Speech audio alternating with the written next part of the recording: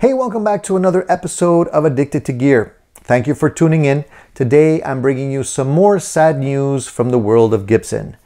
Gibson. It seems like every time there's news on the internet about the company, it's bad and it just keeps getting worse. As you probably all already know right now, Gibson is over $500 million in debt. This is a tremendous amount of financial debt to try and get out of. And it seems like ultimately the company's facing financial ruin.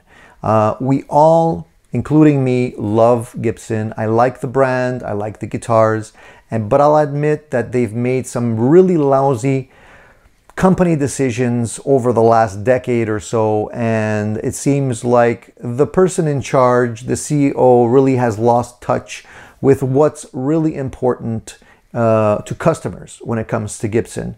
As you all know, about 10 years ago, they released the Robo-Tuner. The Robo-Tuner was basically a device that was installed on the headstock from the factory and was supposed to tune up the guitar for you and keep it in tune while you're playing and offer alternate tunings and all kinds of really technologically advanced stuff. And on paper, it sounded great, but the market didn't want it. And Gibson was trying to shove it down everyone's throats because they signed a contract with Tronical. Tronical is a company that developed the software and hardware, and basically they signed an agreement till 2026 to be able to license the technology and use it on their guitars.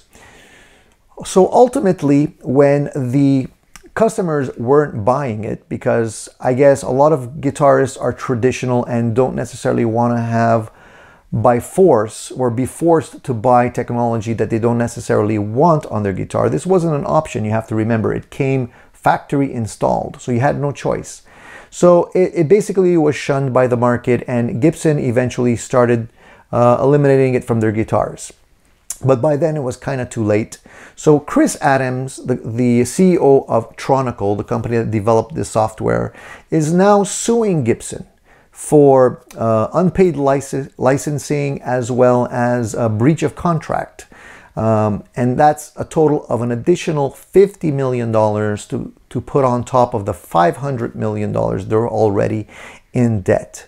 So now the question is this really the final nail in Gibson's coffin? Is this going to be the final straw that breaks the camel's back?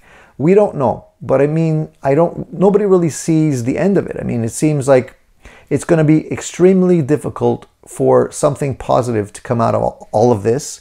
And I would really feel bad to see all the Gibson employees lose their job and the brand to disappear. So I'm really hoping that somebody will step in, somebody will get rid of the CEO, get rid of the people that have lost touch with what's really important in the eyes of Gibson consumers, and that is for Gibson to create better quality guitars, just make sure that the guitar comes out of the factories as good as it can be. Try to lower the price, or at least not raise the price anymore, and stop putting stuff on guitars that nobody wants, and try to put an end to the nickel and diming.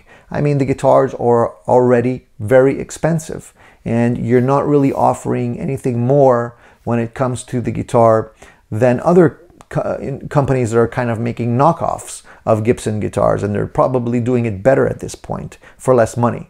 So if they can refocus their efforts, focus on the guitar, stop focusing on all the miscellaneous other companies that they're purchasing that are not bringing money back to the company, maybe, just maybe, they might be able to pull through and reorganize or clean house and get things in order once again. So we all have to sit tight and wait and see what happens. I'm keeping my fingers crossed and saying a little prayer for everyone there at Gibson, and hopefully things turn out on the positive side for them. So that's it for today, guys. If you have any comments on this latest lawsuit, is it going to be the final nail? Is Gibson going to push through?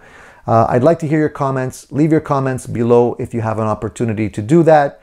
If you'd like to see some more videos or stay tuned with additional news and product reviews, then definitely click that little bell in the corner and you'll get notified whenever I post a new video. In the meantime, guys, if you haven't already subscribed to my channel, please hit the subscribe button and you'll see more great stuff whenever I post it. In the meantime, guys, like I always say, stay tuned and keep rocking. There'll be more great videos coming your way.